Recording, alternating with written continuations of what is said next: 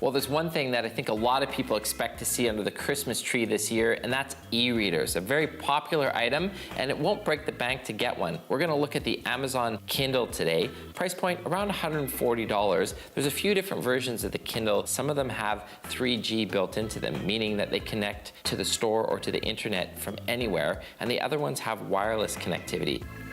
And adding books in the Kindle is easy to do. You simply just go to the store, and that actually shows you all the different books that are available in the Amazon store. The great thing about that, just about any book you could ever imagine is available in there. Price of books are anywhere from 99 cents, some of them even free, all the way up to $10, $20 a book. But once you've found a book that you want to add to your collection, instead of buying it right away, you can actually download the first chapter. That gives you the opportunity to decide if it's something that you want to continue to read. Once you've made that decision, we simply just add it to our books, and now I can go and start reading it. And again, these e-readers are kind of part of an ecosystem in that I can start reading it on my Kindle device here, but if I want to continue reading, say on my smartphone, I have the ability to sync my books across a number of different devices. And it will remember the page numbers as well, which is pretty cool.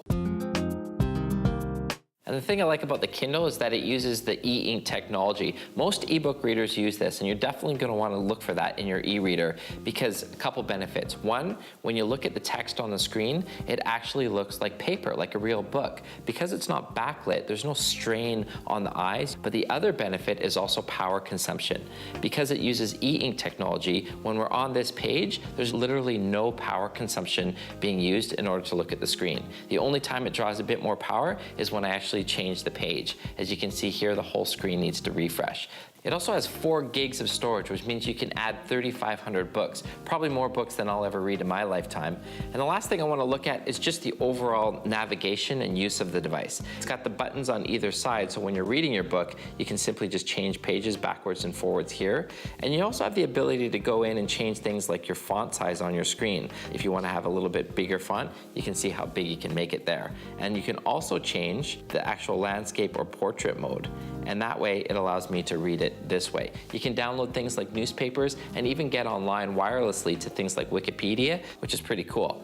Overall, for $140, I would say the Amazon Kindle, for the ease of connecting to the Amazon store, is a great reader that you might want to look at.